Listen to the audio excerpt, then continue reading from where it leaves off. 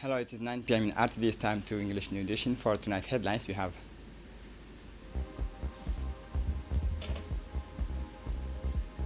a new era of cooperation sealed by 5 strategic agreements.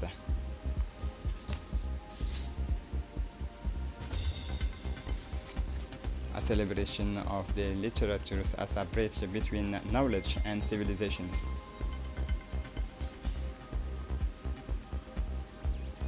For the international scene, no damage reported. Erdogan reassured and monitored the situation closely. Magnitude of 6.2 earthquake in Turkey.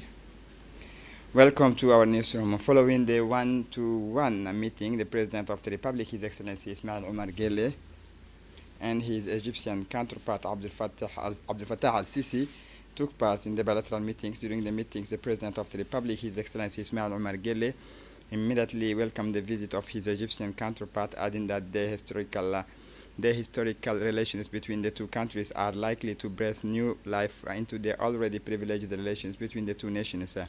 The two presidents reaffirmed the fraternal, historical, and strategic nature of the relations between their countries and peoples. They emphasized their shared commitment to deepening cooperation in all areas and strengthening coordination on regional and international issues of mutual interest. The two leaders recalled the efforts made to intensify bilateral cooperation in several sectors, including defense, security, the fight against extremism, media, energy, trade, economy, communication, agriculture, irrigation and water resources, education, higher education, culture, health, social solidarity, tourism, youth, and sport. The president emphasized the pivotal role of Egypt and Djibouti in the regional and international environment. On Thursday, April 17, the Djibouti Ship Repair Yard, DSRY, began works on the MV Abu Yasser 2 at 5 p.m. The repair and maintenance work included cleaning the hull and bottom with high-pressure equipment, applying premium and anti-fouling coating, polishing the propeller, and replacing old zinc anodes with the new ones. Additional tasks involved hull scraping, bilge, and cleaning, welding, and painting to ensure the vessel's optimal performances. The work was completed on schedule and to high standards, marking a successful work for the shipyard.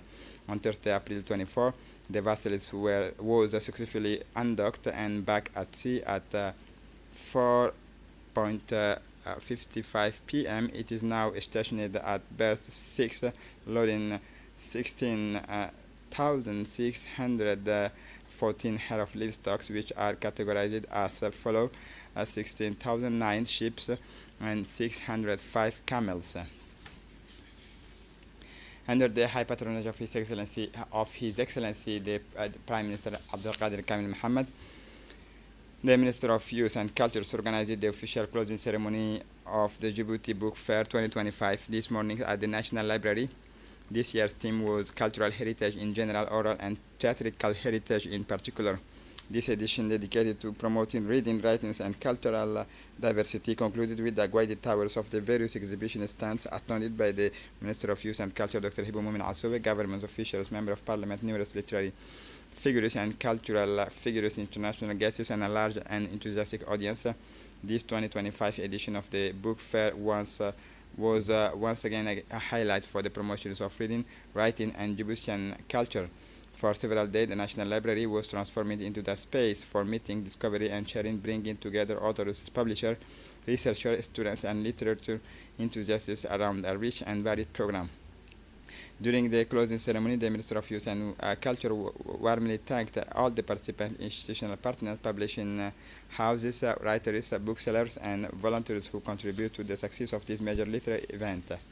She also praised the commitment of young people and the remarkable mobilization around this fair, emphasizing that reading is an essential pillar of intellectual and civic development. By promoting books, we foster a youth that is aware, critical, and full of promise for the future. The tower of the booth allow with officials and the public to appreciate the diversity and richness of the publications on offer.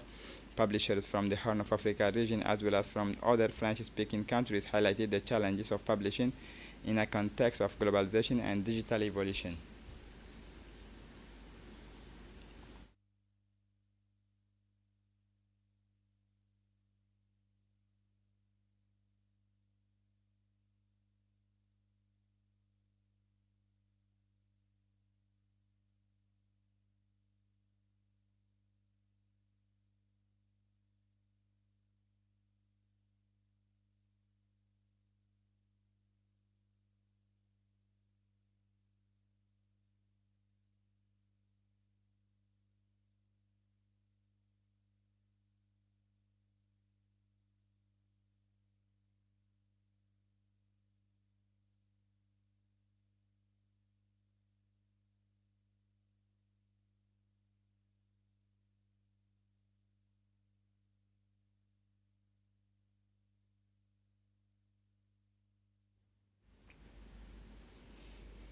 The Prime Minister, His Excellency Abdul Qadir Kamil Muhammad,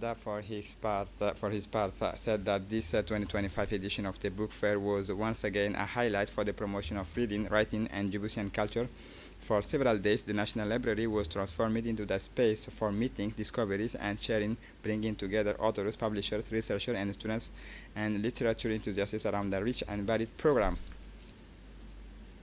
Under the chairmanship of the Minister of Economy and Finance in charge of Industry, Ilyas Musa Dawale, the recent Africa Group semi-annual governor meetings in Washington, D.C. highlighted the World Bank Group's strategic priority for sub-Saharan Africa. This crucial meeting provided an opportunity to review flagship initiatives, including the IDA 21 International Development Association's replenishment of the N300 programs aimed at accelerating energy access on the continent. The group's executive directors, who has been in office since November 2024, opened the sessions by emphasizing the importance of defending the interests of member of countries while advocating for adequate resources. He presented an ambitious strategic framework focusing on three fundamental pillars: transparency, teamwork, and impactful actions. This framework aims to strengthen relationship with the constituency countries, optimize the use of available resources, and promote professional growth within the EDS 13 team. In his open remarks, the executive director also reiterated that collaboration among stakeholders is essential. Collaborations among stakeholders is essential to address the complex challenges facing the region.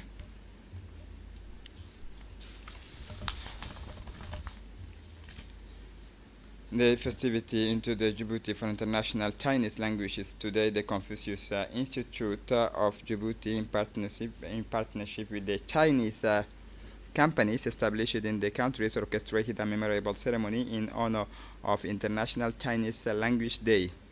The event, which took place at the Skal Hotel in Djibouti, was presided over by Mustafa Muhammad Mahmoud, Minister of National Education and Vocational Training, in the presence of the Chinese ambassador to Djibouti, Mr. Hu Bin, as well as senior officials from the Ministry of National Education, the Chinese Army stationed in Djibouti. The Confucius Institute partners, students from Djibouti's high school, presented a captivating theatrical performance on the life of the warrior Mulan, accompanied by songs and dances in Chinese. Their remarkable performances enchanted the audience. Since 2010, the United Nations has established a day dedicated to the organization's official languages, which include English, Arabic, French, Spanish, Chinese, Russian.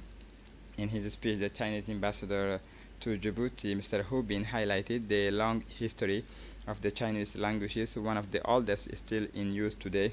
He also recalled its status as one of the 6 official languages of the United Nations and one of the most widely spoken languages in the world.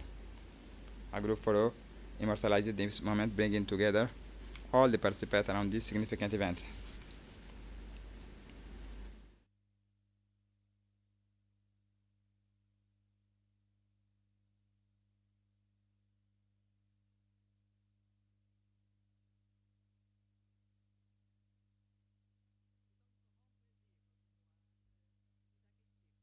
For his part, the Minister of National Education and Vocational Training, Mustafa Muhammad Mahmoud, highlighted the importance of celebrating International Chinese Language Day in Djibouti, praising the commitment of the Confucius Institute and Chinese companies operating in the country. He emphasized China's crucial economic role as a partner of the Republic of Djibouti. The day concluded with the presentations of prizes to the winners of the competition, one of the writing in Chinese character and the other on masteries of the Chinese languages. The capacity building on Leasing, a series of workshops held at Ayla Hotel, Djibouti, a 2-day series of thematic workshops on capacity buildings in the field of Leasing opened yesterday at Ayla Hotel. This event is jointly organized by the International Finance Corporation, the Central Bank of Djibouti, the Minister of Budget, the State Secretariat for Investment, the Ministry of Justice. The launch ceremony featured a series of official speeches highlighted the importance of this financial instrument in the country's economic development, particularly for the private sectors and small medium enterprises. In his opening address, Mr. Hassan Musa Yassin, Executive Director of the Central Bank of Djibouti, outlined the legal framework, prudential rules governing leasing and associated control mechanisms, emphasizing that the importance of a solid regulatory framework to ensure the security and efficiency of this financing method. This series of workshops will allow participant financial sectors professionals, representatives of the public institution, and legal experts to share their experiences, analyze the challenges related to leasing, and propose concrete avenues for strengthening it in Djibouti. He highlighted the importance of leasing as an alternative financing tool capable of stimulating the growth of small and medium enterprises size and supporting private investment in key sectors of the national economy. He then emphasized the crucial role of leasing in business development while addressing the specific tax arrangement governing this mechanism. Finally, he emphasized that the development of leasing constitutes as an essential lever for economic growth, describing it as an effective financial mechanism that offers a flexible and accessible solution to companies seeking financing. The Djibouti Post organized today an official ceremony for the reception of the equipment in the presence of the Ambassador of the State of Qatar to Djibouti, Dr. Rashid bin Shafi'i Al-Mari, the Director General of the Djibouti Post, Mr. Bahanan Ali Medal, and the representative of the Arab Department of the Ministry of Foreign Affairs and of the Republic of Djibouti to mark the reception of a generous donations of the 20 motorcycles and postal equipment offered by Qatar Post. This event marks a significant step in a strengthening of bilateral cooperation between the two postal institutions and testifies to the friendship and solidarity that unite them. The reception of these donations is of capital importance for Djibouti Post. This equipment will contribute concretely to the improvement of postal services, the optimization of delivery times, and the strengthening of operational capacity through Djibouti. The Director General of the Djibouti Post expressed his deep gratitude to Qatar Post for this valuable support, particularly to Qatar Post Director General Falah Al-Naim.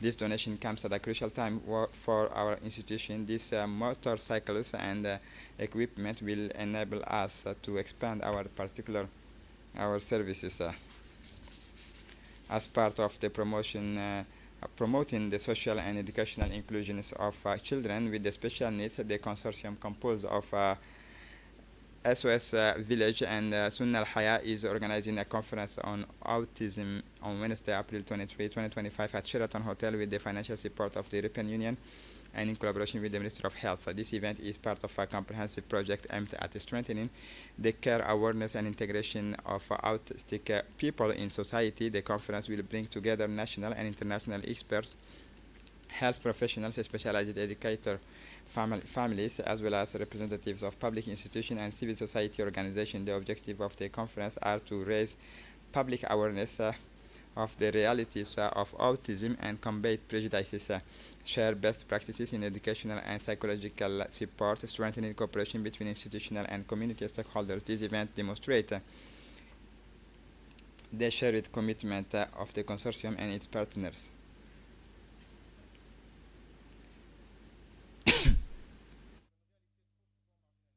The president of the Sunnah Al-Haya Association has said that the objectives of the conference are to raise public awareness of the realities of autism and combat prejudices, share best practices in educational and psychological support, strengthening cooperation between institutional and community stakeholders. The training workshop for the Jibusian journalists on ethics and professional conduct, the French-speaking press union organized a training workshop for Jibusian journalists today on ethics and professional conduct in journalism. The event was held in collaboration with the Institute of Diplomatic Studies and the French Embassy, hosted by Abdurrahman Shibashi. This workshop brought together media professionals, including those from radio televisions of Djibouti and the newspaper La Nation. The president of the Jibusian Professionals French-speaking press union, Mr. Kennedy Ibrahim Hussein, was also present to emphasize the importance of respecting the fundamental principles of journalism. This training aimed to strengthen journalists' skills in professional integrity, source verification, and objectivity in reporting. Through interactive discussions and case studies, participants were able to deepen their understanding on of ethical issues and best practices to adopt in their work. Through this initiative, the UPF reaffirms its commitment to supporting the development of responsible and quality journalism in Djibouti.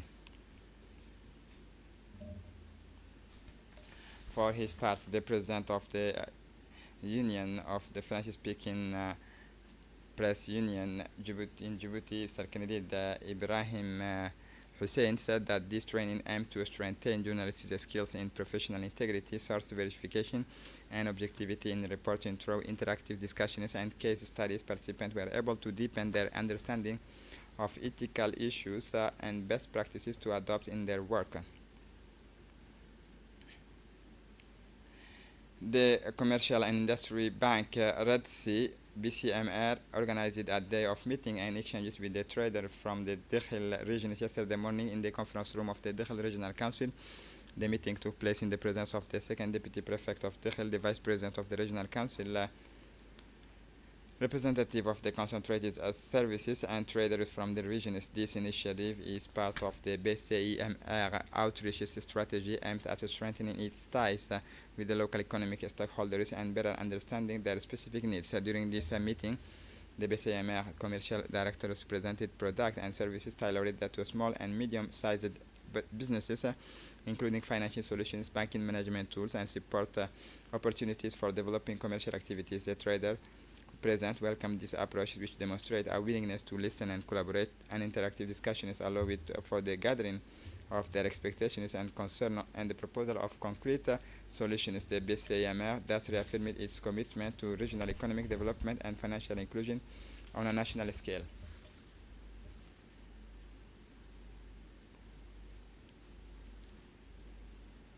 For the international scene, Gaza-Israeli strike kills 25 as negotiations for a lasting truce are underway. An Israeli strike on a school converted into the shelter in Gaza City killed 25 people. In addition to the strike on the school, civil defense first responders recovered 4 other bodies following strikes on 2 houses in the same area. These strikes come as France, Germany, and United Kingdoms have called Israel's 7-week blockade on the all import into Gaza, including food. Intolerable humanitarian aid must never be used as a political tool, and Palestinian territory must not be reduced or subjected to any demographic change.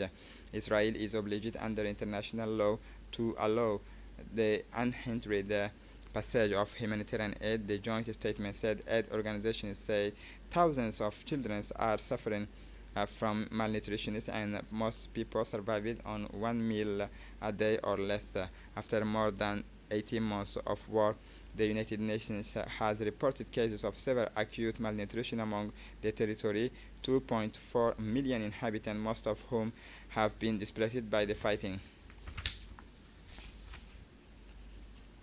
A 6.2 magnitude earthquake hits Istanbul. No damage reported. I extend my best wishes to our citizens, and we are closely monitoring the situation, said President Recep Tayyip Erdogan, following the earthquake that shook Istanbul on Wednesday. A powerful 6.2 magnitude earthquake struck Turkey, with the epicenters in the Silivri district of Istanbul. The country's Disasters and Emergency Management Agency announced the quake, which occurred at 12:49 local times, was strongly felt in Istanbul and neighboring provinces on Wednesday, prompting residents to flee buildings in fear. Another earthquake measuring 4.9 magnitude struck at 1 p.m.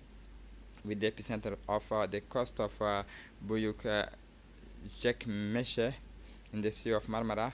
AFAD said that all relevant institutions and response teams have been mobilized, and ground surveys are underway to assess potential damage and ensure public safety. The agency emphasized that teams are actively monitoring the situation and coordinating response efforts. These were no immediate reports of casualties and significant damage.